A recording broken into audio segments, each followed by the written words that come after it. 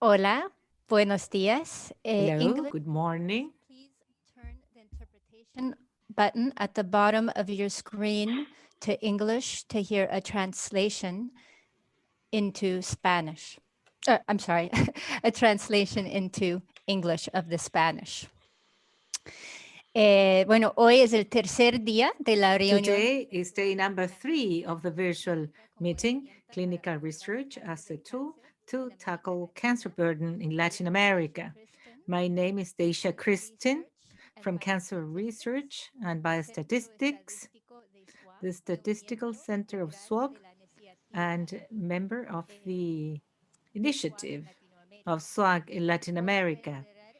Today, I'm going to be the moderator of this panel of the morning and the afternoon in Chile with Dr. Juan Manuel Donaire from the Breast Center, Clínica Las Condes and Universidad de Chile. For those who have been unable to attend to previous sessions, I have some technical notes to share with you. First, if you're calling from a cell phone without Zoom app, you will just hear the audio, you won't have video. If you have questions for the panel members, please write them down on the Q&A icon, and we will ask them during the round table at the end of the panel. If you have problems with audio or video, you can get closer to the server. You can connect directly to the internet, or you can turn off Zoom and restart the session.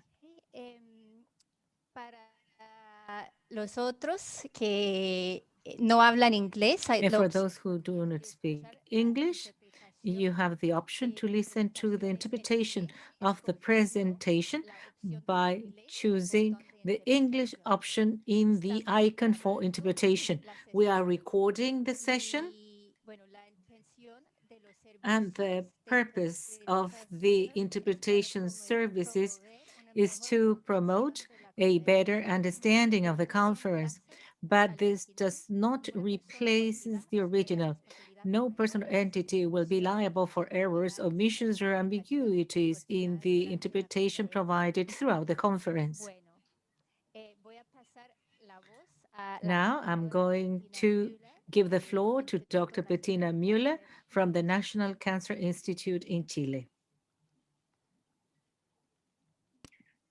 Muy bien, buenos días. Hello, good morning.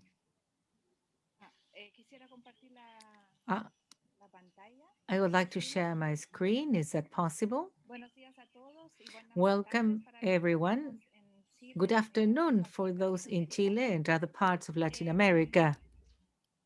Tengo el gran gusto, ¿no es cierto?, de darles I la have bienvenida the pleasure to welcome all of you para este tercer día del to simposio this que day estamos number 3 of haciendo. the Quería symposium we're comentarles, ¿no es holding. cierto?, que And I would like to gracias a tell los you, well, first organizadores of all, I también want to thank the especialmente organizers, especially SWOG y CRAB SWOG y and CRAB, dentro de ellos especialmente and a John Crowley especially John y el equipo Crowley de CRAB que nos ha and the whole team from apoyado desde el CREB punto de vista that have técnico supported y us también desde el punto de technically vista científico and en scientifically en este in simposio. this symposium. También quiero comentarles que I estamos would muy like to felices tell porque you tenemos that un we are gran so número de happy inscritos since we had a lot of people de distintas registered partes de from Latinoamérica y different también de parts of Estados Latin Unidos. America and the United Así que States. estamos muy contentos So de we're very happy haber logrado estos números y for espero achieving those que, numbers. que puedan disfrutar como And nosotros I hope estos you días can enjoy de as simposio we're y doing podemos these y days. esperamos poder también And plantear we algunas hope to soluciones o cómo propose poder some hacer solutions avanzar la or see investigación how to en nuestros países. make research in our countries move Un gran forward. gracias también a los And I want to thank patrocinadores the de este sponsors evento que of this event, those nos that han support apoyado, us, igual que los organizadores, just like the a pesar de organizers, las dificultades, ¿no es cierto?, de despite esta simposio se difficulties. tuvo que postergar This symposium had to be postponed. This is the fue la third segunda time fecha, that we set a en noviembre del date año pasado It was going to take place last year, but the Hope Foundation kept supporting us, and the Medical Association of Chile, the Chilean Society of Mastology, the National Cancer Institute, the Chilean Society of Medical Oncology, and the Society of Cancerology. So we thank you a lot for this support that made it possible for us to be together, unfortunately online, but this is how things are like now. I want to remind you the program for today. We will, I want to remind you that there is a break between 5:40 and 6 Chilean time, so that then we can continue with the second half.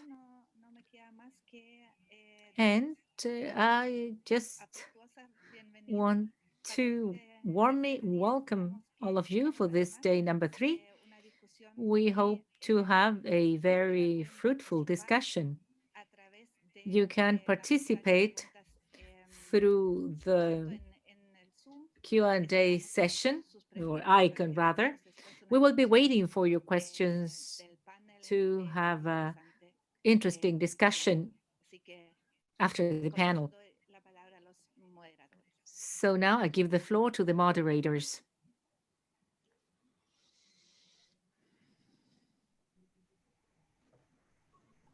Gracias, Bettina. Thank you, Bettina. The first presentation this afternoon will be by Dr. Mauricio Cuello. He's medical oncologist, associate professor of oncology of Manuel Quintera Universidad La República, and executive director of the Uruguayan Cooperative Oncological Group and national coordinator of SWOG in Uruguay. Will speak about funding of clinical trials in Latin America. Dr. Cuello, you're recognized. Thank you very much.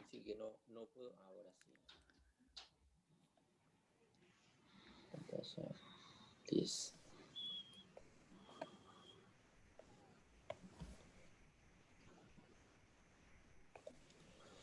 Bien, muchas gracias por la invitación. Thank you very much for the invitation.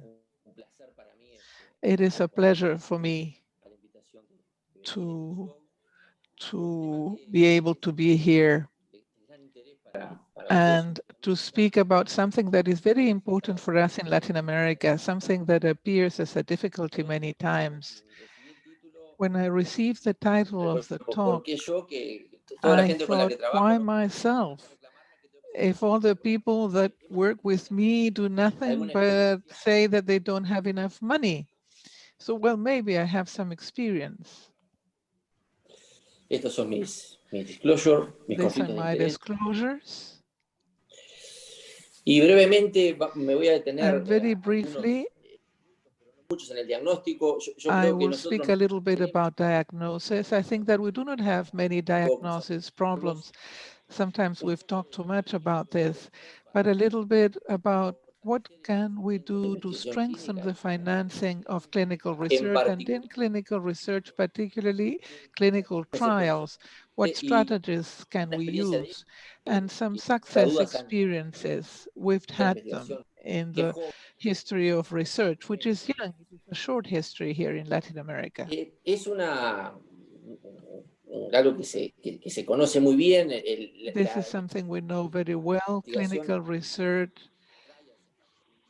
through trials especially has been concentrating in developed countries. And this has a historical explanation even, but I have to admit that in Latin America, maybe in the last 10 years, there has been an extraordinary change with an increase in clinical research that happens through clinical trials promoted by pharma, with a scarce academic participation many times, and concentrated in countries like Brazil, Mexico, Argentina, Chile, and Colombia in the last years have increased in research production, have grown in that area, but it is still low, and we still find many obstacles. One of those obstacles is a lack of financing for research. the reasons for a deficit in public funding and even private funding is multifactorial. We might find some funds to finance academic clinical research, but that is anecdotal, and many times it's not sustained in time. We have low access to funding from pharmaceutical companies also. And that is a complex problem too. In the companies, there is an internal competition for access to those funds, and they concentrate basically in countries or institutions that have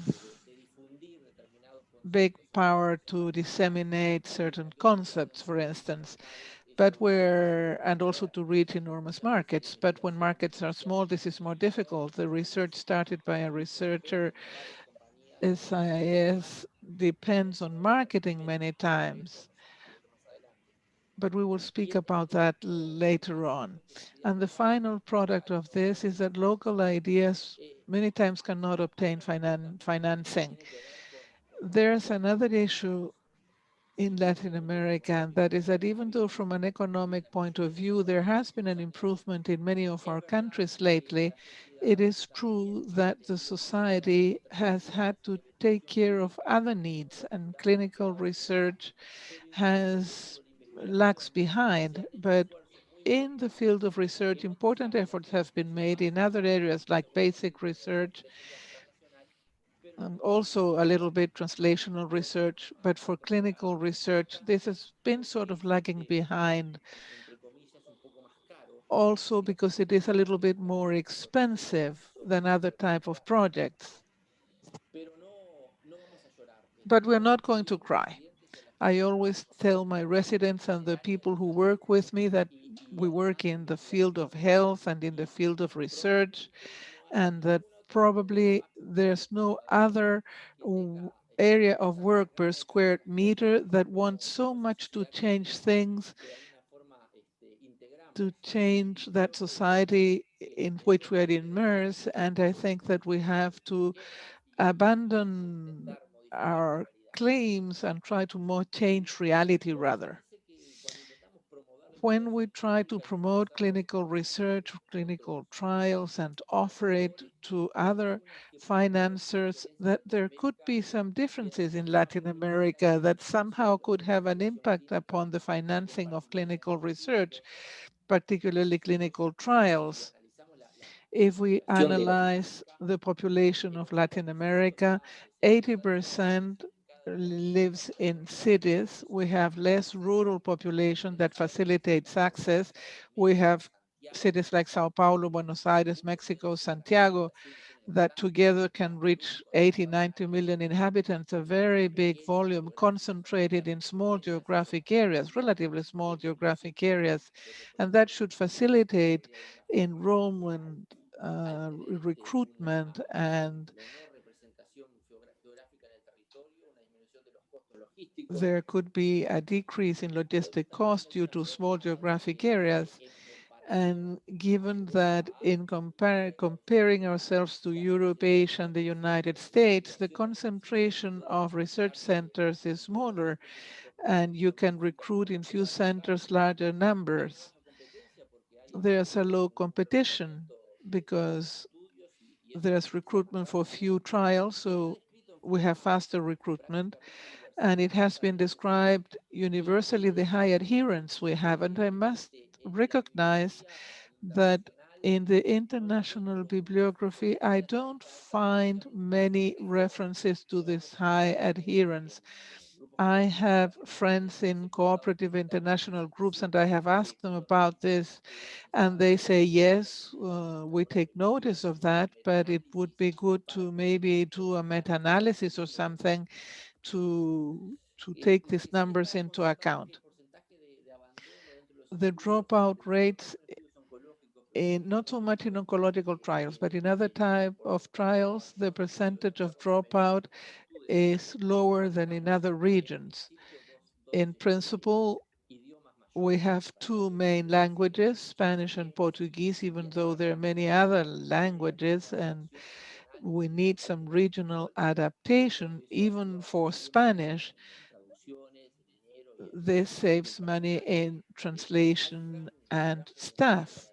There's a big potential to develop collaborative activities, and we have ethical challenges that are related with economic aspects. Some can be in favor of research in Latin America, and for some promoters, this might be a difficulty. I won't analyze specifically what I believe is the main ethical challenge, which is the 90-10. I don't know if it's the same relationship, but we spend very little in the problems that most of the people have, and a lot of money in the problems of a minority, and that might affect us. But what is more direct in Latin America, I think, is payments. There's variability between the countries. In some countries, even negotiations are not very much possible. Even if a hospital would be willing to pay a standard treatment, sometimes it is not possible. We must take into account that many times we work with vulnerable populations that have less access to health care, and that might have an impact upon the decision-making of the patients. ASCO has clear recommendations regarding financial toxicities of the trials. There's not much bibliography in our Latin American recommendations, but it is important to take this into account. Another aspect that is very much discussed, and in the specific case of Uruguay, the access to treatment after trials. In my country, at least, that has to be assured. I don't know if it's the same thing everywhere. This has brought about some inconveniences. I remember some countries, there were problems with the development of Lübeck. It wasn't possible to assure the treatment after the trial. So not having access to treatment after trials is an ethical challenge that varies depending on the regions. And I've been on the side of those that decide financing if the research we propose responds to a local question or not, beyond what you obtain through a grant. In general terms, researchers are financed by public funds. So that is an important factor, and that should always be discussed. Another problem that academicians have in different institutions due to a lack of experience also, and especially when we focus in clinical research and clinical trials more specifically, is budget estimation. That is a problem for many academic institutions. We might overestimate or we might underestimate a budget for a trial. And another problem that we find is that many times, well, we have funds restrictions, and sometimes there are funds, but not specific for clinical trials. And that's not a minor problem. That produces problems. A first problem of research, or the financing for research in Latin America, is the amount of funding, the volume of the funds. In general terms, we do not have many options for funds allowing clinical research or clinical trials. But anecdotally, it has been possible. And even those that grant those funds sometimes do not adapt the characteristics, and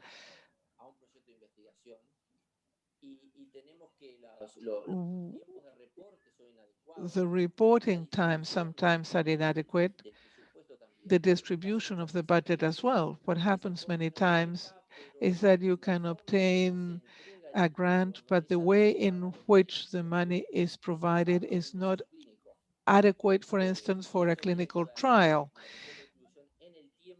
And this is distribution throughout time and also distribution for the different areas. For instance, the percentage that you can allot to staff, or you have a certain percentage, a very little amount of money in the beginning, and then you will have maybe more money for the follow-up when you don't need it so much, or things like that.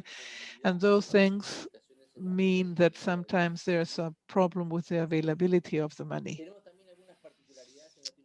We have some peculiarities in Latin America that has to do with the different economies. We have unstable economies in Latin America, and there's a big variability of costs if we compare countries. And we have our own terror policy, which is the rate of exchange. The rate of exchange in Latin America, the cost of clinical research is generally in dollars, and I found this image. Dollar exterminates the guanaco, the condor, the deer, and it goes against the southern wheel. So how are we going to be saved? I'm part of inter-American cooperation groups, and it is a problem. And it is a problem for us when you report expenses. You take a mean of the cost of the dollar in a certain period of time, and that is a headache in many places. So all those aspects have to be taken into account when we determine a budget or when we assess the cost of clinical research in Latin America. We always have to try to set the necessary maximums and avoid juggling. I think that is basic, because in the long run, you shouldn't start clinical research if you do not have for certain the funds, not in your hand, because that's not always possible, but with a realistic perspective of your expenditure capacity, especially in a continent where regulatory agencies do not know much about clinical research. So we have to make things understandable, easy to understand. Excederse o trabajar con un budget máximo en áreas donde uno puede tener gastos inesperados. And maybe go for over budgeting in areas where there may be unexpected expenditures.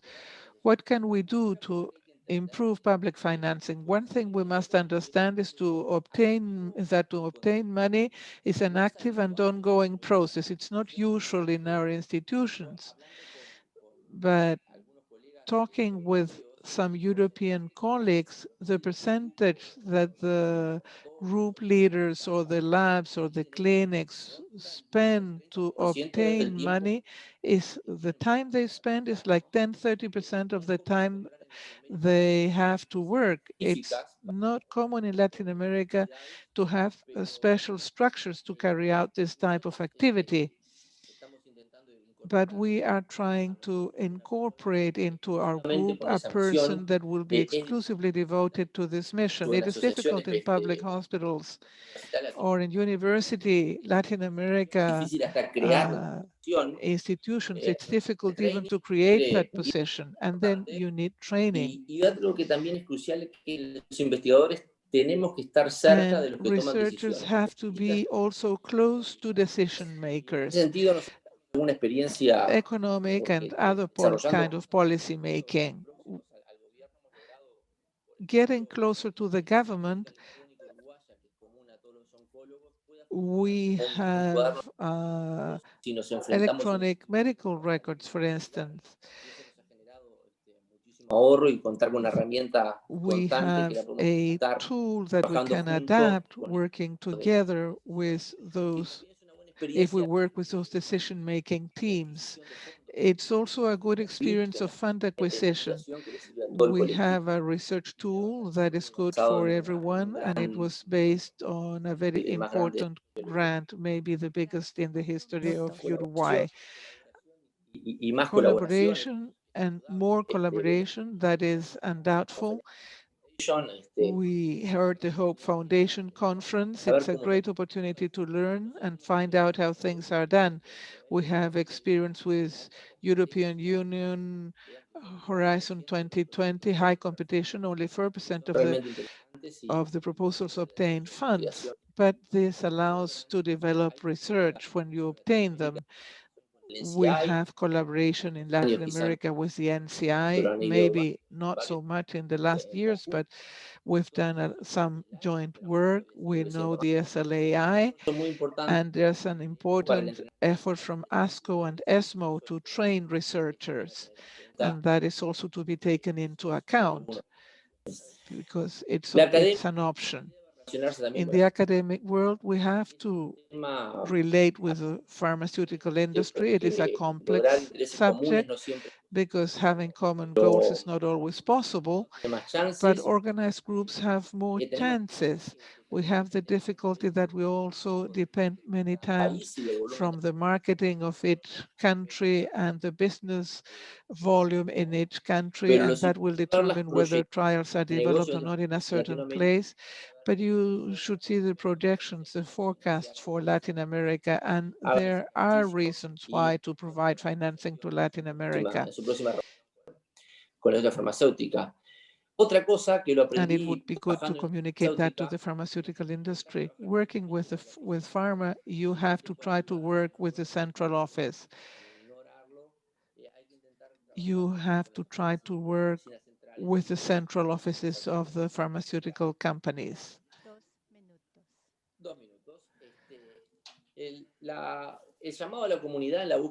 Call to the community, crowdfunding through foundations, through patient groups, a call to community.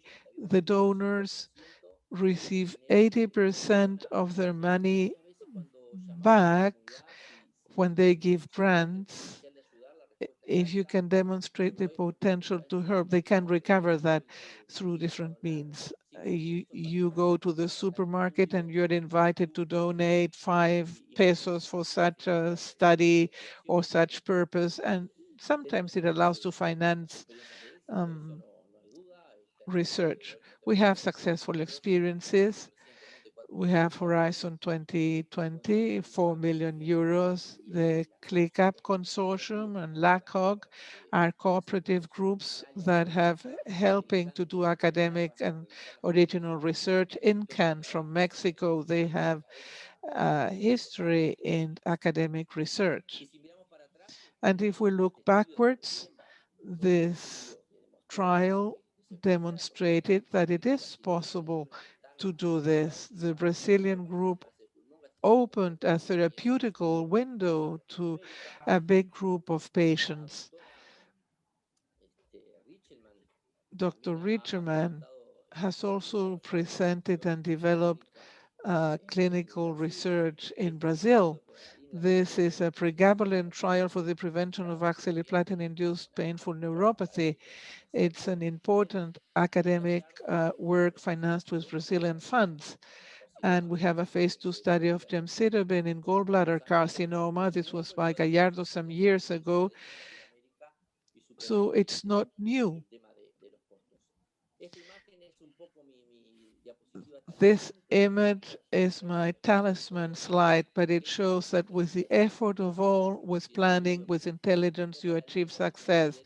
And that child that is touching the moon there, you know that to do that, you've got to work together. Well, thank you for inviting me, and I'm ready to answer your questions.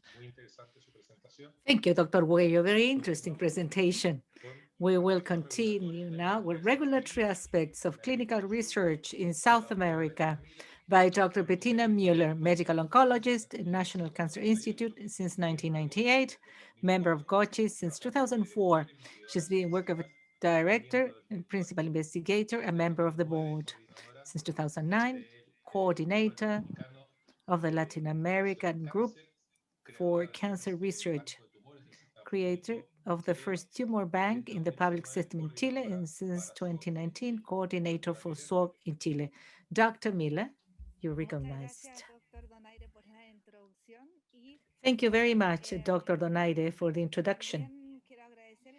I would like to thank the possibility to speak now about the regulatory aspects. I will have to turn off my video since I've had some problems with my internet connection. I hope you can hear me well. The regulatory aspect is very important for research that involves human beings. And I would like to start by saying what I would like you to have as a take-home message. I would like to give the regulatory framework that is currently in force in South America and analyze benefits and challenges for the participation of South America in international and US trials, and discuss some possible solutions to overcome barriers for participation in international clinical trials. In order to start, globalization of clinical research is something that has been discussed a lot in the last 20, 30 years because the number of studies has increased a lot. Studies conducted in other countries, countries that do not belong to the first world, and also in South America. There you can see a bit old information, but this illustrates an important increase in the number of clinical trials in the region, especially Brazil, which multiplied by 10 the number of clinical trials it participated between 2001 to 2011. And that number has increased probably even more up until now. This increase of clinical trials in third world countries, that is a term that is used very infrequently now, but these are countries with low income. This has led to ethical apprehensions about it. I don't know whether you saw this movie, The Constant Gardener, that was about a scandal in Africa with an antibiotic from Pfizer, which was given to African children without informed consent, without receiving the standard that existed worldwide for the disease. And this shows that in those countries, there are more vulnerable healthcare systems. So the participation in clinical trials is a way to obtain a better treatment. And this leads that patients be especially vulnerable. Patients do not have the freedom to decide whether they want to participate or not, because they have no choice for treatment available. And the participants in the research are exposed to the risk of receiving a treatment with inferior effectiveness and probably have unexpected toxicities. Benefits, in the end, do not reach the population at large, since these treatments are not all the population has access to those treatments, only those that have the pockets. And these studies are placebo-controlled. The local standard says that it is just palliative treatment. There is no real treatment. And this cannot be an argument, because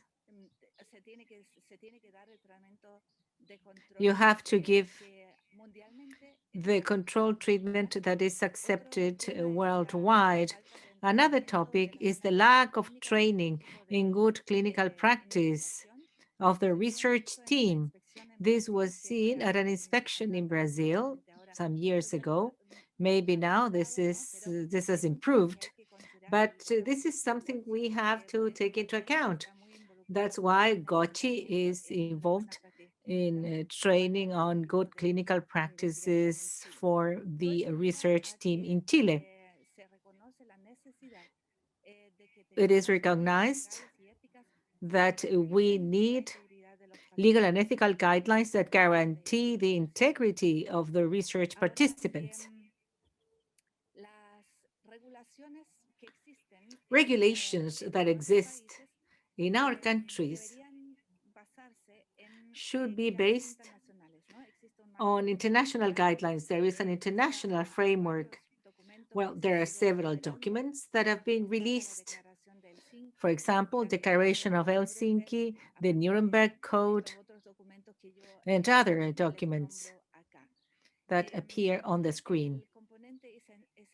The essential component of all of those documents is the need for the protocol to have informed consent, which has to be adapted culturally, and that is presented in lay terms, and that the scientific protocol be reviewed by an ethical entity or body. This is important because even the principle of informed consent, voluntary informed consent, could be considered an international law. And when it is not abode by, a suit can be filed at an international court. So researchers have to respect local regulations as well as international regulations when they participate in clinical trials. Well, in South America, several agencies have been set up which took on this job. On the screen, you can see the different agencies in charge of this. These are the South American countries. And we have the feeling, or there are some examples that makes us think that from a loose regulation, we have gone to a more stringent regulation. In Chile, we have the Ricarte Soto Act, which carries the name of a renowned journalist who unfortunately died due to lung cancer. He was the leader of a patients' movement to be able to have access to expensive drugs. This act, which was to give accessibility to high-cost drugs, includes some regulations in terms of clinical research, which is an issue since it is not understood why that clause is incorporated to the law. It is said that any injury the patient suffers during a study, and once the injury is confirmed, it will be presumed that it was produced by the study. The cost has to be paid by the sponsor, and the liability will expire 10 years after the injury manifests itself. So this is a very long period if you consider that the injury could appear several years after the research is over.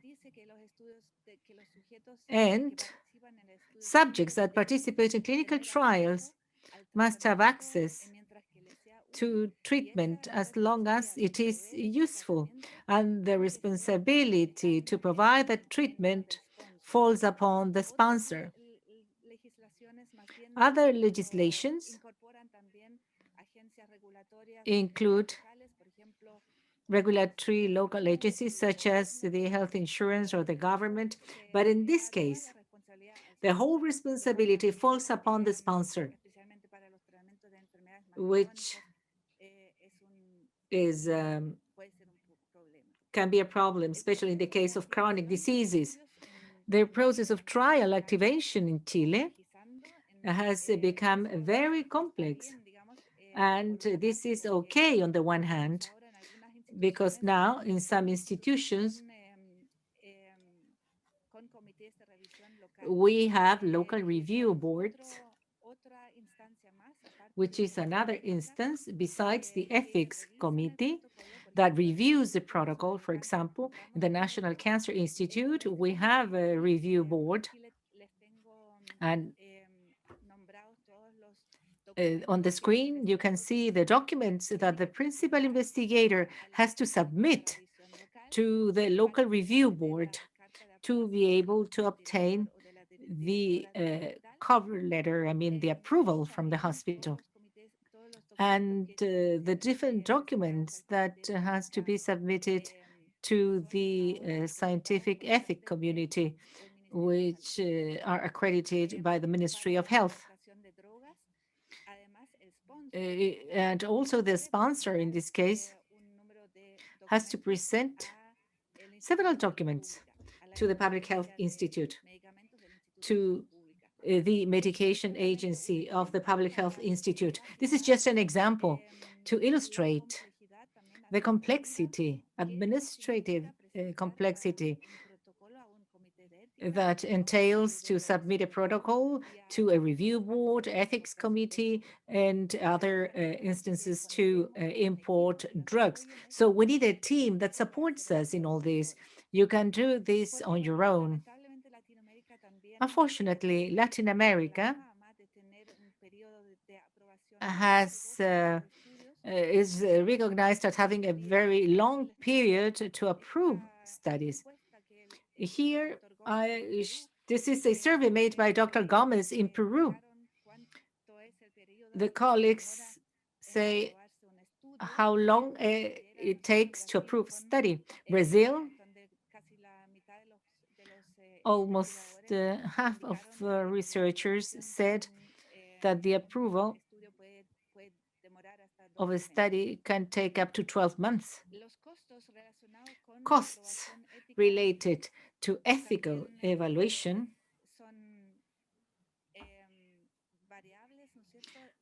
vary. Here we have an update of the costs for Argentina and Chile, an ethics committee from Chile, and the committee from Argentina. These are the different instances. In Chile, for example, those fees are just applied to industry studies. There are other aspects to be considered that make a protocol submission quite complex to the different agencies. One of them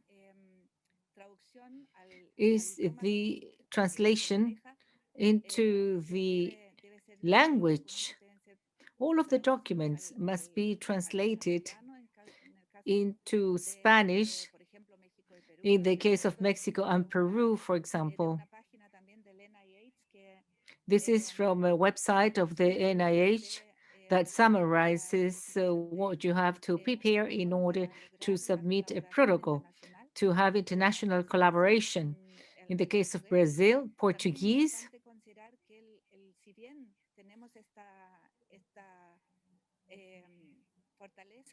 we have this strength that besides Brazil, the other Latin American countries speak Spanish. Anyway, informed consent has to be adapted to the local language, and there are some differences that must be considered.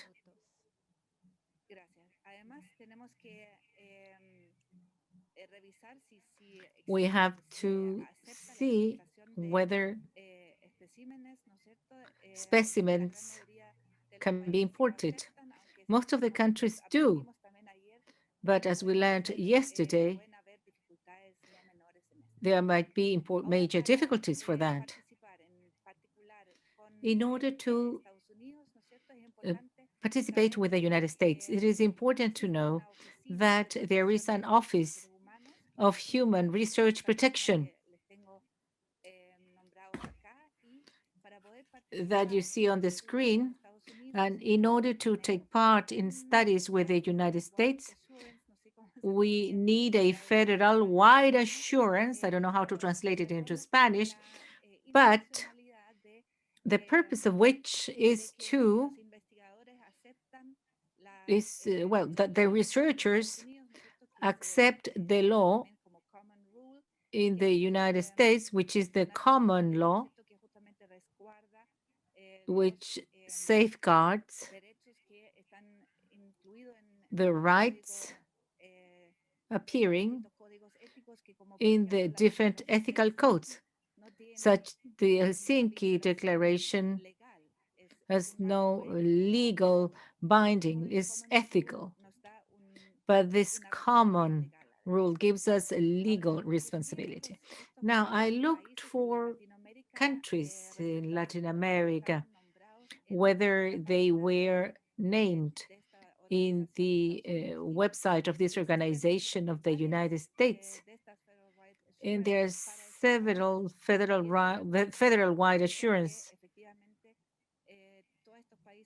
All of those countries are already taking part in international studies with the United States. What are the challenges for participation in US trials? Well, there is an administrative burden that requires a trained staff to reduce approval times. Another challenge that we discussed on Monday was about funding of the control arm of the standard trial. In our countries, we are used to the fact that this arm is partially financed by the sponsor to ensure access, timely access to drugs, images, thus avoiding the stock break. But we should strive for those control arms be funded by the health insurance, as it should be, based on good clinical practices. And most of the studies in our environment are being funded by the industry, and they are being performed in private institutions to have all of the staff and all of this machinery that is required to be able to move ahead with the studies. There are institutions that just do clinical trials,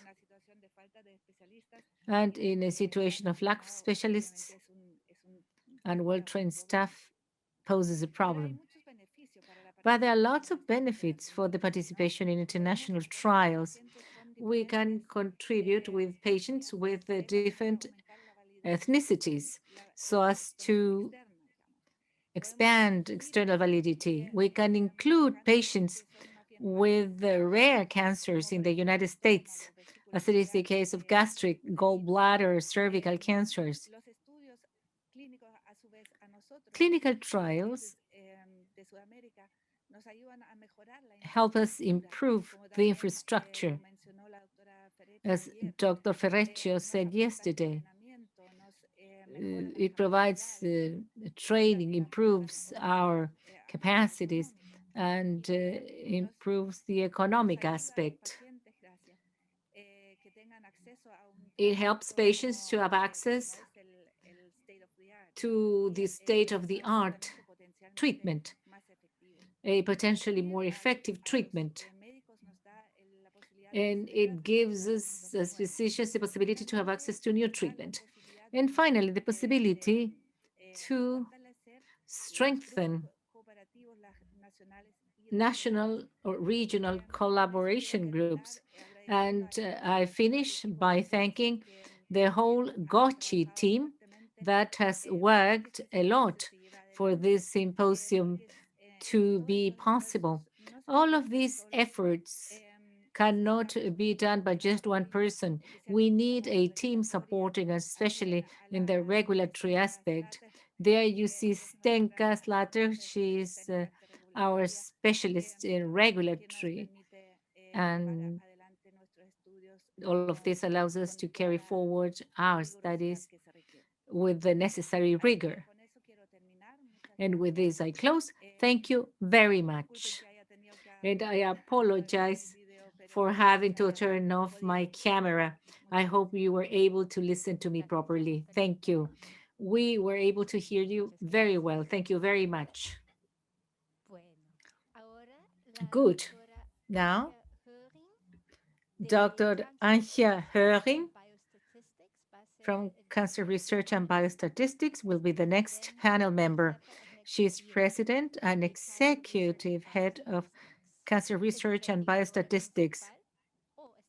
She's principal biostatistician in several SWOG trials funded by the National Institutes of Health in the United States. A lung map partnership of the National Health Institute,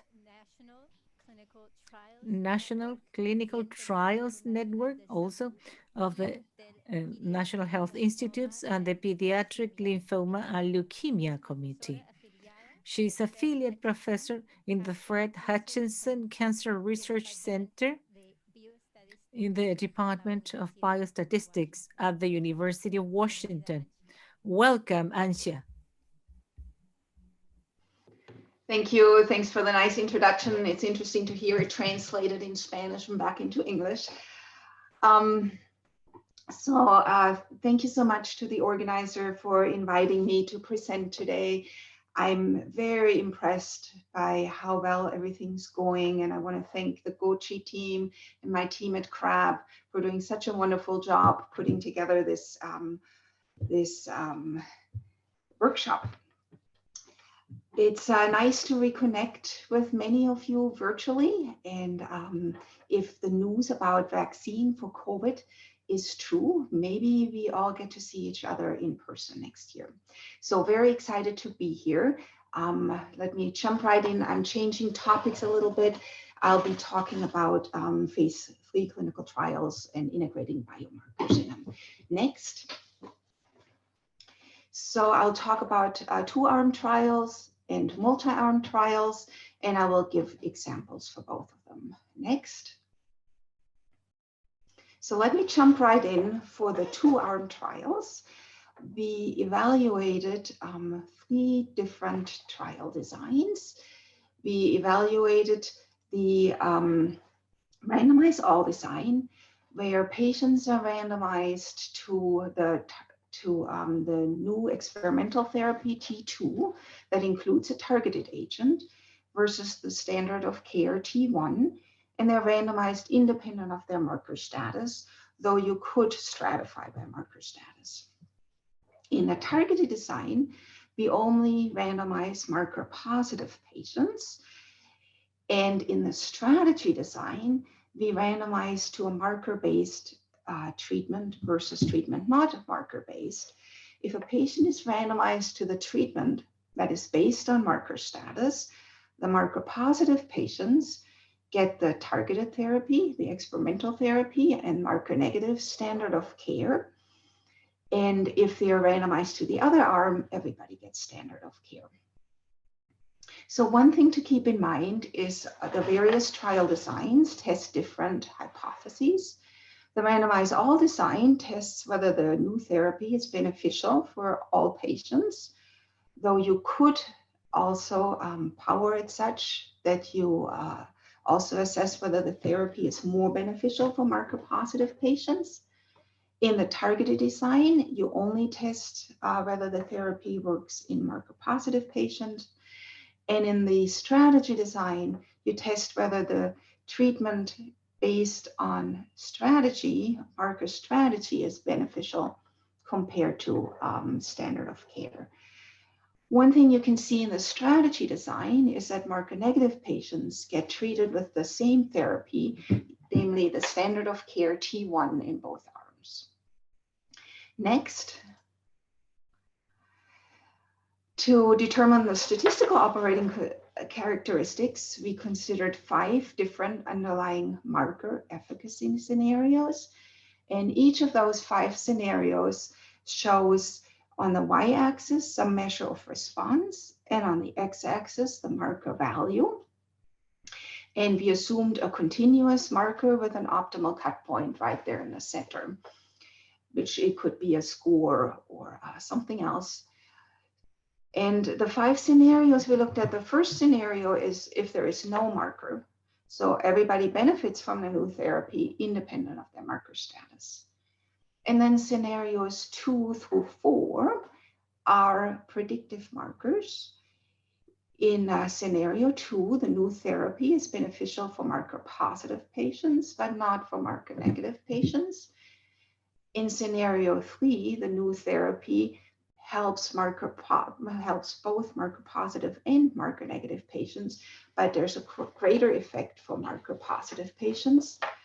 And for scenario 4, the new therapy is actually harmful for marker-negative patients, but beneficial for marker-positive. So we statisticians would call this total interaction. And finally, scenario 5 is the prognostic marker, where in general, patients who have a larger marker value are faring better with both therapies, but the new therapy is better than the standard of care. So next, we evaluated the operating characteristics of those 3 designs for the 5 scenarios. The targeted design, which are the orange curves, you can see that that targeted design outperforms all the other designs for if we have a true marker. So for scenarios 2 through 5, the orange curve always comes out on top. And you can also see that the blue curve, which is the strategy design, always outperforms the other designs, outperforms the randomized always design, outperforms the strategy design. I'm sorry, I misspoke, for all scenarios except for scenario 4, which is that total interaction model. So in general, we recommend using the targeted design if there is certainty that the new therapy only helps marker-negative patients, and to use the randomized all design over the strategy design. Next, I'm going to give examples for those 3 designs, and I'll start with the targeted design, where we only randomize marker-positive patients. The advantages there are that it's a smaller sample size, and it meets regulatory requirements for drug approval. Disadvantages are that we still may require a large population to be screened depending on marker prevalence, and that we can't determine efficacy in the marker-negative patients. As general guidelines, we recommend using this design for small marker prevalence if there's certainty that new therapy won't help marker-negative patients, and if the cut point is well established. Next, here is an example when we decided to use such a trial. This is phase 2 data for a trial in AML, where patients were randomized to standard of care versus CPX-351, which is a liposome of Cyterabine and Daunorubicin. I was the statistician on this trial, and you can see that overall survival is better, and event-free survival is better overall on the left side, and on the right side you can see that the differences are larger for secondary AML. Next. So we chose to use a targeted design only for secondary AML after discussions with the FDA. And we were very fortunate that it was a positive study, and it closed in January 2016, and we received FDA approval just a year and a half later. Next, I'm going to give an example for a marker strategy trial. And this was really hard to think of an example for, because as I told you earlier, it's an inefficient design because marker negative patients get the same treatment, namely standard of care in both treatment arms. So as a general guidelines, we recommend using it if almost all patients receive non-standard treatment, if marker status is prevalent, or if you're truly interested in the strategy hypothesis of personalized therapy. And I'll show you that as an example in the next slide. Next, please. Thank you.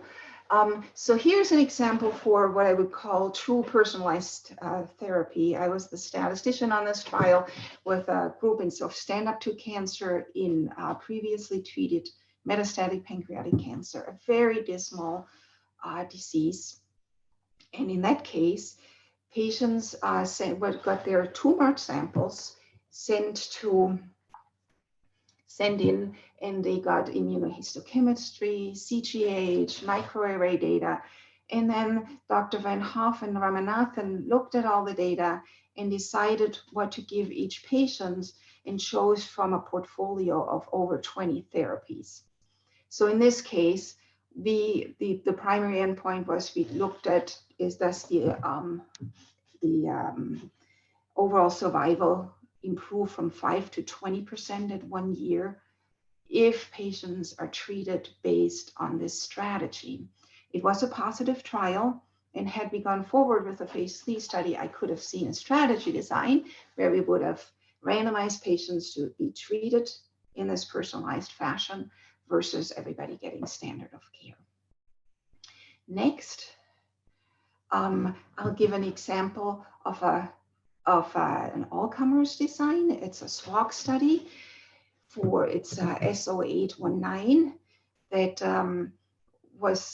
is a study where patients were randomized to chemo plus or minus an EGFR agent, and the study team chose to use a randomized all hyper design where they wanted to test two hypotheses: whether cetuximab would increase efficacy by adding it to chemo in patients with advanced non-small cell lung cancer, and whether patients who are positive with an EGFR would benefit more from the addition of cetuximab.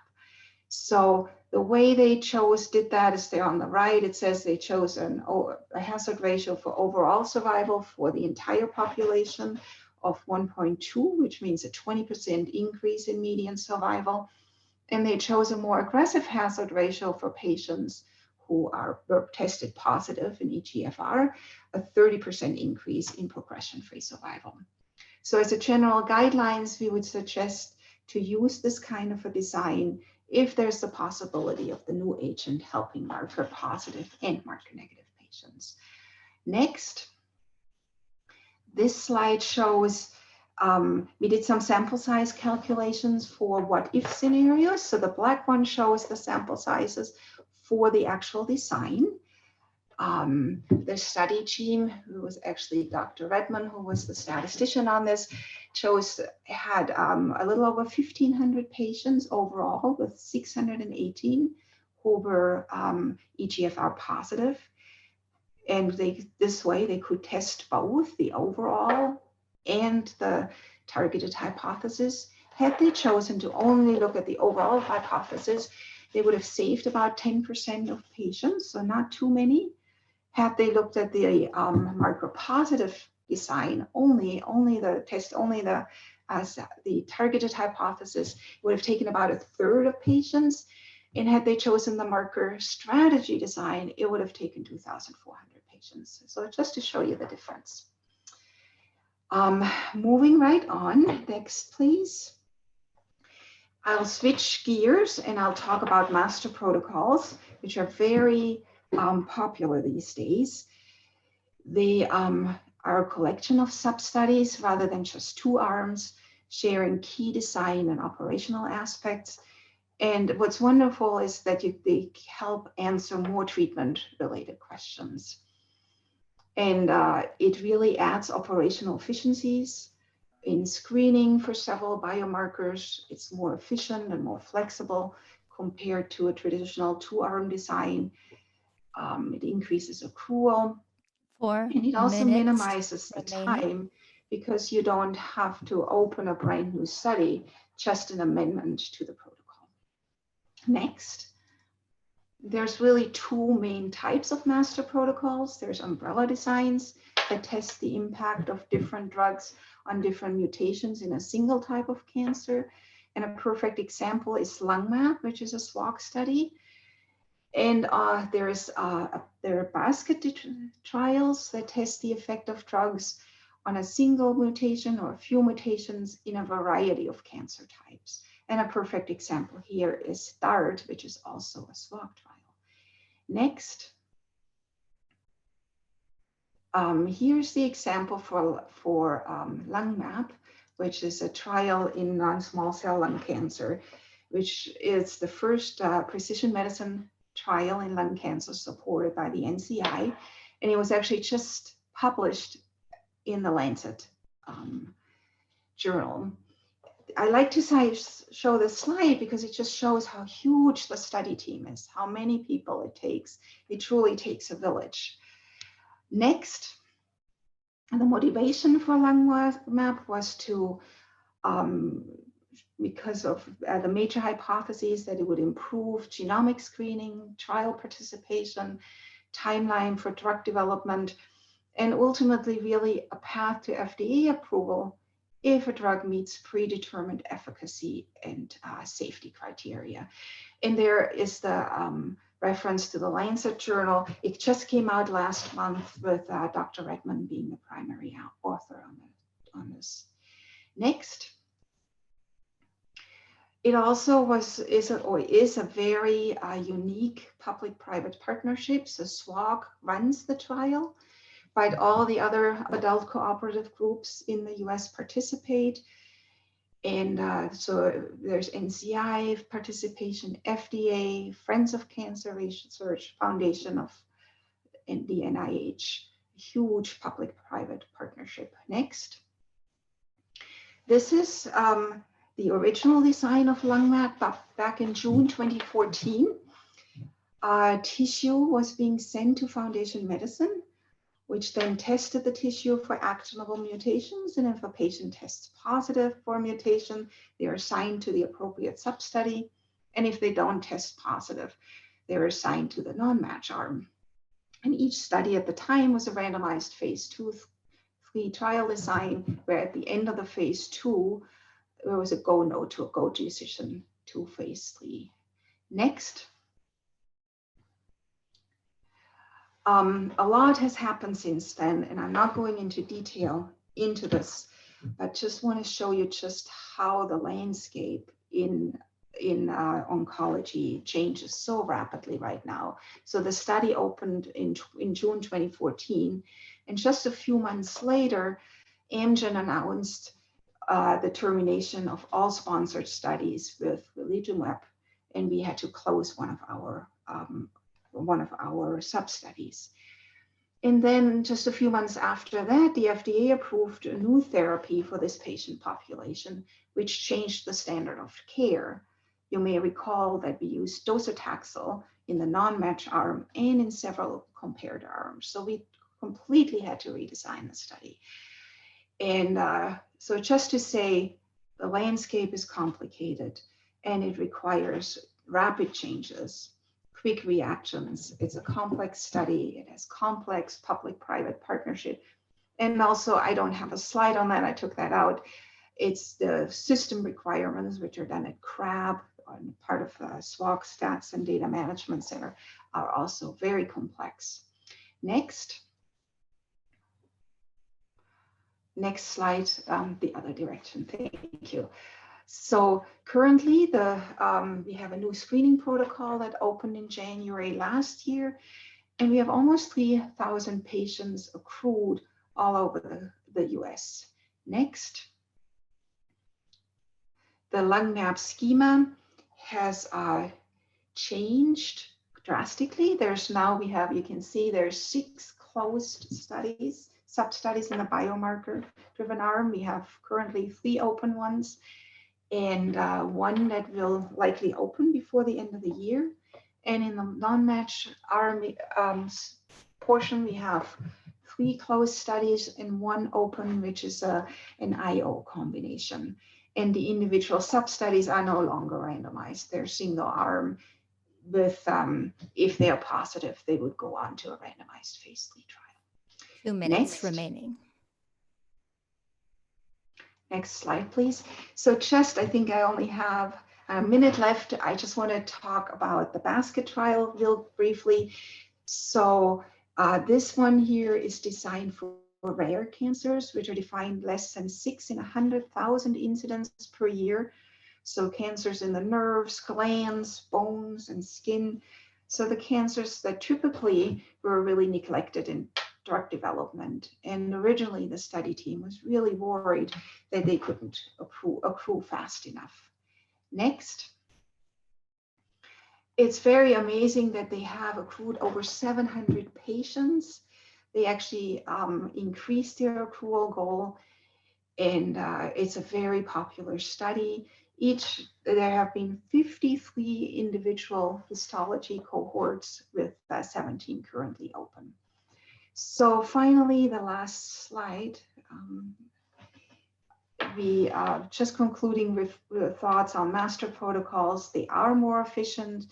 They help answer more treatment-related questions, facilitate screening, but there's many logistical challenges, and collaborations are essential, and the landscape changes very rapidly. Next and final slide, please. This is just a little advertisement for our book that John Crowley and I edited, and many of the statisticians from SWOG and from other groups contributed. And the ideas I just presented on the 2 arm studies are included in this book. Thank you.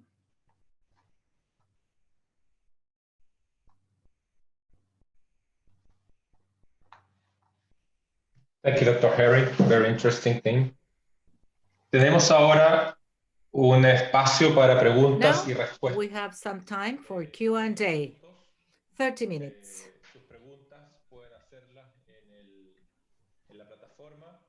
You can ask your questions in the platform in the icon for Q&A. Right now, there is a question by Dr. Retamales to Dr. Mauricio Cuellos. How are projects supported in Uruguay? Public policies, for example, to support groups in Uruguay? Well, in Uruguay, if these are protocols presented, we participate in all of the development stages, logistics, monitoring, and funding. And as far as the role of public policies, we have strongly participated in Uruguay in the modification of the regulation by submitting projects to the government, which has had results that are not equal. Now we're striving for a regulation that includes low-risk clinical trials in Europe that has been understood in many countries. For example, the requirement of insurance is less, and the liability of the researcher is more circumscribed. We work in the state generation so that all of the organizations can fund common insurance, because the damages insurance required by the Uruguayan legislation, well, those insurances are very expensive if you are working on an experimental molecule.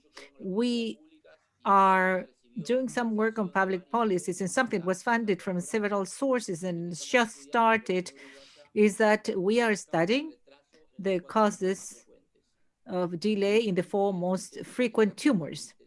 And this is something that caught the interest of patients associations and the government.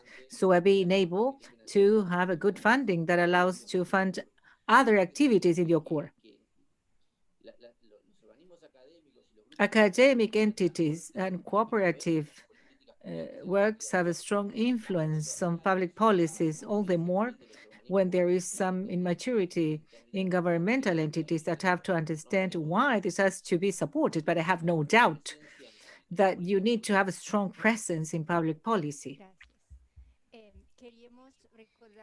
Thank you. We want to remind participants to write your questions in the icon Q&A.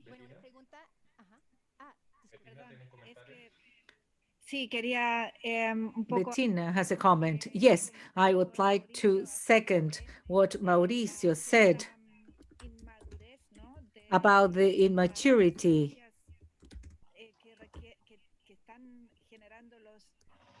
generated by the law, the regulatory frameworks, and the responsibility we have as researchers to take part in those discussions. We took part at the discussion on Ricarte Soto Act. Unfortunately, it was already passed, but we have to take on this responsibility to support legislative instances in the process so as to see how what they're legislating impacts.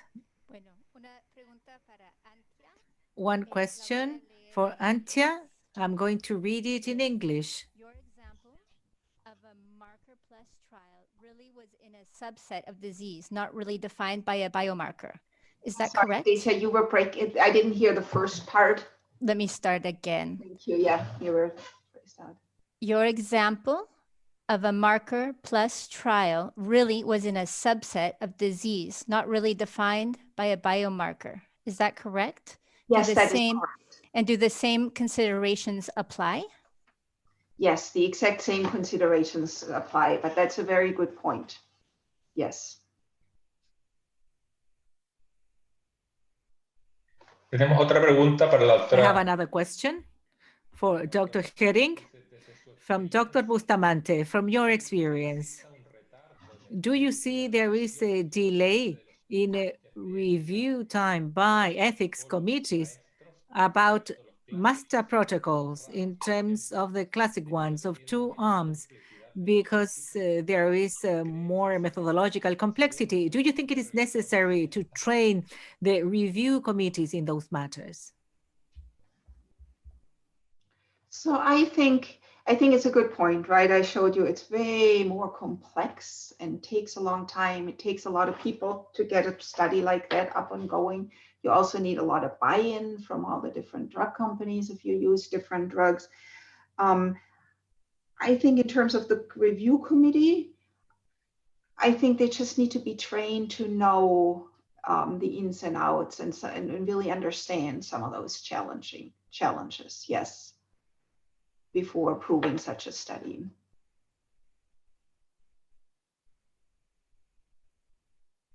La doctora Redmond también tenía un comentario que quería agregar, que sí capacitaron a su comité ética para entender el estudio. They trained the ethics committee too. This is what the doctor wanted to say, you know, in LandMap, the LandMap example.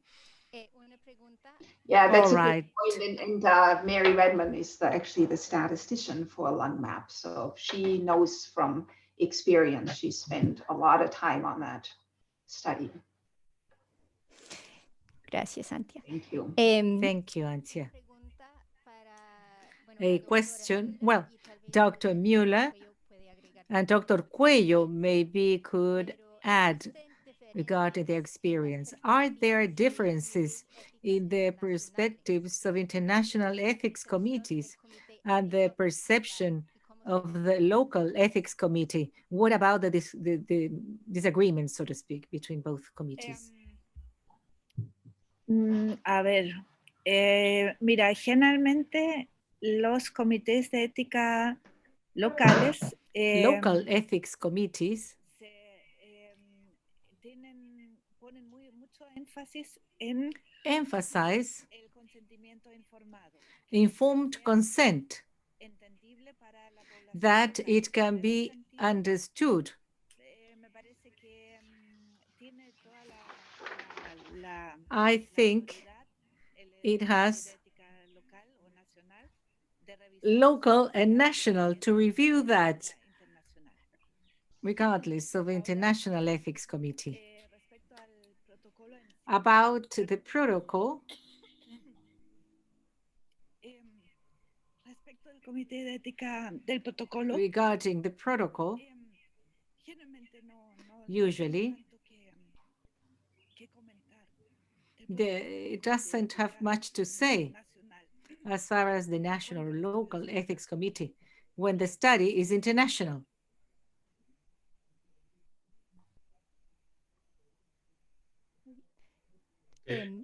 Dr. Cuello, ¿tiene algo? Dr. Cuello, do you have anything to say about this? Nuestra experiencia local es, Our local experience, no quiero usar una palabra que no. I don't want to use a word that doesn't define this accurately, but maybe they are kinder with academic, the ethics committee are kinder with academic research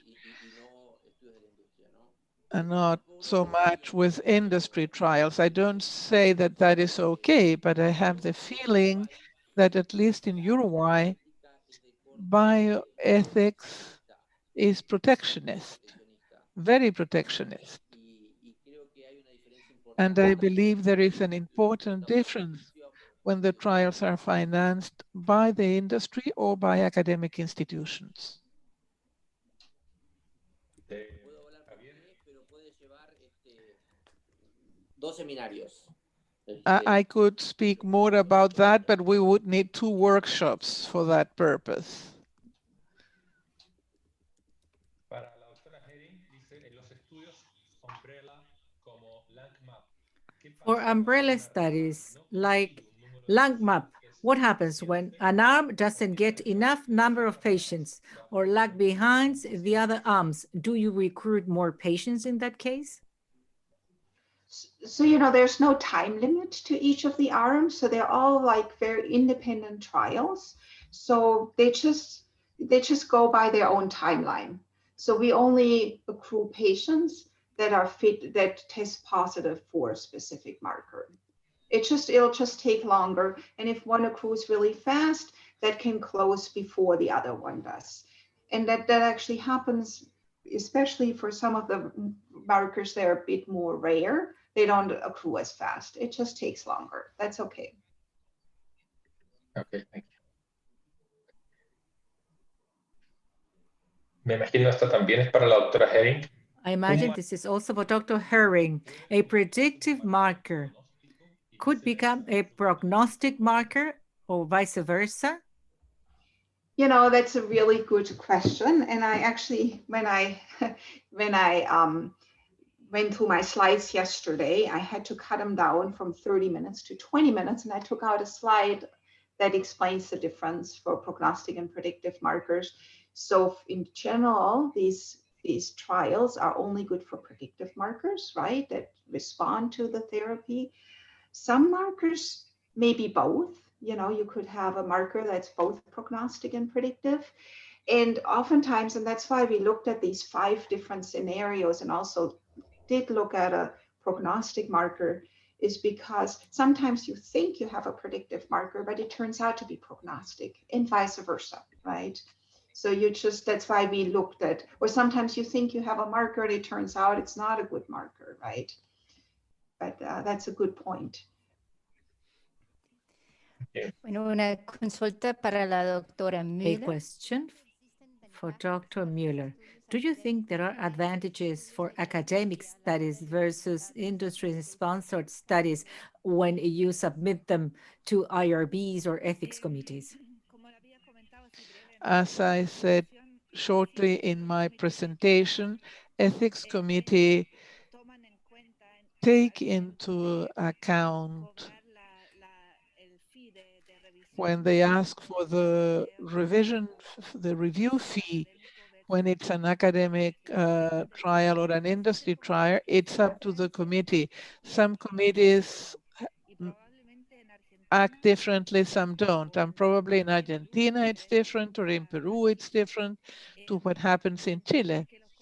We understand that ethics committee need a financing, and it is fair, I believe, that they receive a fee for their work, but also it is very good if they take into account that an academic trial obviously doesn't have the kind of funding that would allow to absorb very high fees. In that sense, one could appeal to that. Thank you. Bueno, una consulta para el doctor. A question? Bueno, creo que sería más para el doctor Höring. I think this is more for Dr. Höring. Bueno, ¿conoce algunas estrategias de diseño? Do you know about randomized design strategies? What would be the practical conclusions of those trials? Yeah. Would the practice standards change? So yes, the standards, they will change. So in these strategy designs, right, where you look at the treatment strategy where marker positive patients get treated with the new therapy and marker negative just with standard of care versus everybody's standard of care. Yes, it would be the same conclusion, if it's a positive study and you show that the marker strategy type treatment is superior to the standard of care, then you would suggest treating marker positive patients with the new therapy, but not changing the treatment for marker negative patients. So it would be similar to having a targeted design where you only look at marker positive patients, and marker negatives, you don't make a change. But you take typically, they're just these huge trials, right? They're typically very inefficient and there's very rare cases that I could think that you would want to use such a study. There's also other strategy designs that I didn't show you where the control arm is, has two arms too. For a while, they seem to be popular and people did a few of them, but I haven't seen them recently at all. And I think it is because they're really inefficient, I should say, inefficient. Okay. Hay una pregunta. ¿Cómo There is resuelves? another question. How can SWOG solve discrepancies between ethics committees? What happens when the local committee doesn't approve? I would like to answer that question because, look, in general terms, I recommend to the researchers to have fluent relationships with the ethics committees, not to see them as someone who is against them, because ethics committee give us a different perspective, and they contribute with that, a different perspective to what we are doing, and that is enriching, because you have the perspective, the outlook of the oncologist, of the surgeon, and the ethics committee also incorporates the perspective of the general population. SWOG has the great advantage that it has patient advocates, that is, representatives of the patients that participate in the design and the development of the protocol. And that is a big, big help. I was lucky enough to participate in some biannual, semi-annual meetings of SOC, and there is a great enthusiasm and a great participation from the patient's advocate. So I think that ethics committee, if they refuse something, before refusing, generally they have comments. And then you have to give your own arguments, you have to explain, and possibly you have to go back to SWOG and say, okay, you know, we have received this opinion, how can we respond to that? I think that would be my answer to that question. Okay. All right, thank you. Next question. I think I have a problem with my internet connection. I can read it. Yes. Yes, I have connection problems. Dr. Ivan Lira Gonzalez, such an important population. Do you think that cooperative groups have made an important contribution? How can we expand the epidemiological, not only clinical research?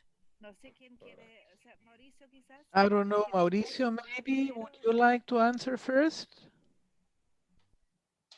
His microphone is not.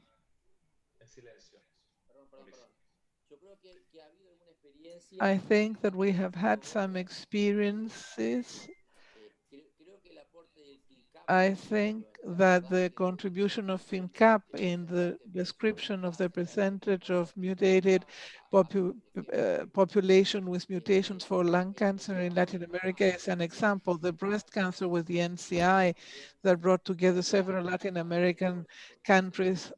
IARC has done an important effort with breast cancer, with ENT problems, and there are epidemiological trials going on.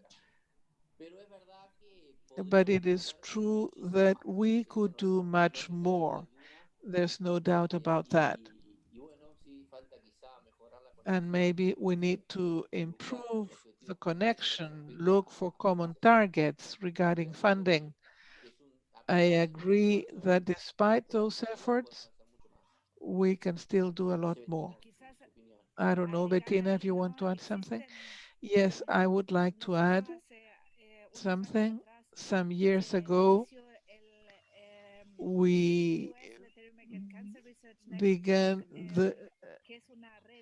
a network, a Latin American network for cancer research that was funded by the National Cancer Institute and co-financed with local institutions as well, but with a very important contribution from the NCI, which allowed to develop an epidemiological trial in breast cancer that is now in, the manuscript is being drafted now. So we do have some initiatives. Of course, we need more. SWOG is a very interesting platform with several countries of Latin America already that have joined the SLAI initiative, and the cooperative regional groups or national groups are an excellent platform as well to allow the participation of several centers. In Chile, for instance, GOCHI is a national group that is the umbrella for several centers in Chile that will be able to participate in SWOG. And in that way, we come out of the island of each country or each center or each region and open up to something bigger. Okay. All right, good. We have one last question from Dr. Saavedra. Studies are mostly related to the 1B design. Not all of the centers are able to handle them. Do you provide training for those cases?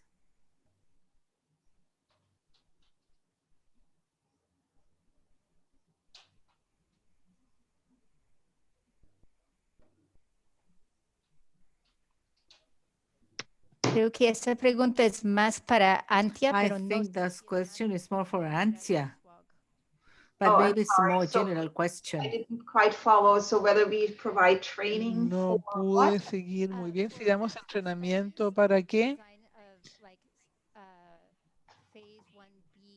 I don't hear translation. I just hear it in Spanish and I can't translate. Bueno, voy a hablar en español, a ver si la I'm going to speak Spanish. The mastered study, basket umbrella, are related to phase 1B, I think she said. Probably not all of the centers are trained for that.